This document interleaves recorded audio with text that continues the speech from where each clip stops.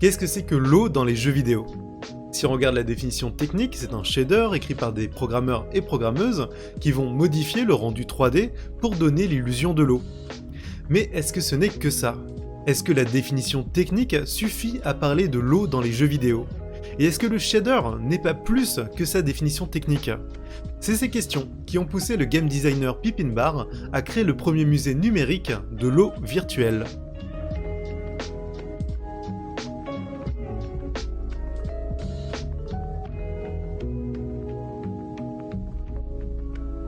L'eau dans les jeux vidéo, c'est quelque chose d'un peu à part. Les langages graphiques et les signes qui indiquent l'eau sont extrêmement variés, d'autant plus qu'ils puisent autant dans les imaginaires du graphisme qu'ils inventent de nouveaux langages. L'eau peut être autant un carré bleu opaque et immobile vu du dessus qu'une simulation hyper réaliste et interactive tout en 3D. Et entre ces deux extrêmes, il y a la multitude des représentations possibles, comme les textures répétées de Age of Empires, l'océan noir presque huileux de The Dark Knight, l'eau stylisée tout en l'eau polie de Monument Valley, ou encore l'eau aux éclaboussures exagéré de Monster Hunter World.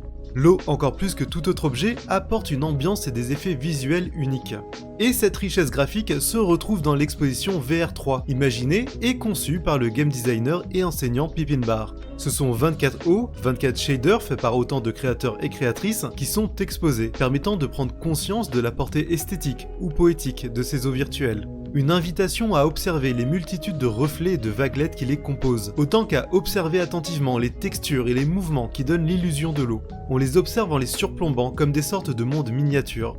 Et même si toutes les eaux sont exposées exactement de la même façon, enfermées dans leur socle gris neutre et alignées dans une forme de gris, chacun de ces morceaux d'eau, ces échantillons d'eau, continue d'évoquer des ambiances, des univers, des mondes lointains. Parfois un peu abstraits, comme une eau sombre, dont les mouvements m'évoquaient un Japon médiéval plongé dans les ténèbres. Parfois à l'inspiration très reconnaissable, ou d'autres dont l'interprétation est plus personnelle, comme celle qui m'a fait penser à Tomb Raider, ou encore celle qui m'a ramené des souvenirs de Troll.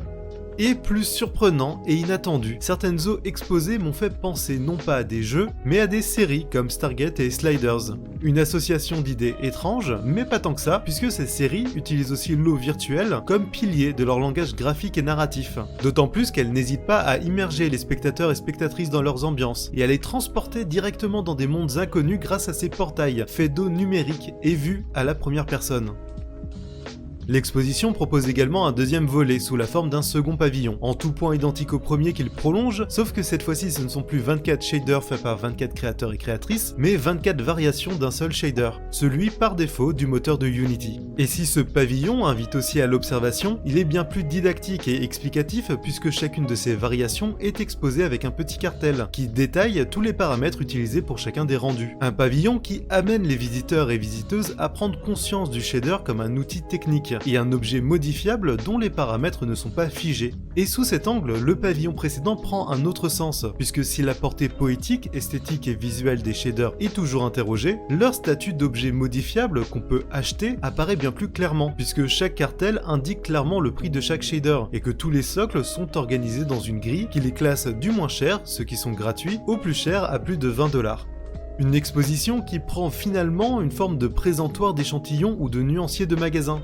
Mais parmi ces shaders outils, il y en a 3 qui dénotent légèrement. Si peu qu'on pourrait ne pas faire attention, mais sur ces 3 eaux exposées, la mention du prix est remplacée par « avec l'aimable autorisation de l'artiste ». C'est une formule qui est souvent utilisée quand un artiste, une fondation ou une collection privée prête un objet ou une œuvre le temps d'une exposition. Mais si elle est banale dans les musées physiques, ici, cette simple phrase, en remplaçant le prix, prend un tout autre sens. Puisque si les autres shaders sont en vente sur internet comme outils et donc modifiables et adaptables à l'envie, ici ces 3 shaders prêtés par Mole Industria, Robert Young et Isaac Kars sont des pièces potentiellement uniques qu'on ne peut ni acheter ni modifier.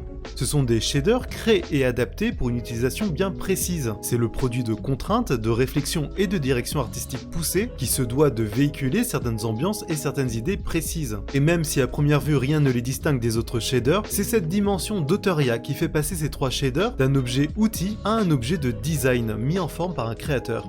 Ces 3 shaders qui ont d'ailleurs une histoire un peu particulière dans le montage de l'exposition, puisqu'ils ont été donnés spontanément par leurs créateurs respectifs, alors que le projet était déjà bien avancé. Les différentes eaux avaient déjà été choisies et sélectionnées, et la forme de l'exposition, ainsi que le classement par prix déjà décidé. Et s'ils ont été quand même intégrés, je trouve finalement dommage que cet apport particulier n'ait pas modifié la scénographie de l'exposition, comme par exemple avec un troisième pavillon proposant 24 shaders faits par des créateurs et exposés comme objet de design, pour amener l'exposition au-delà du nuancier de magasin et poser plus clairement la question du statut d'objet de design des shaders.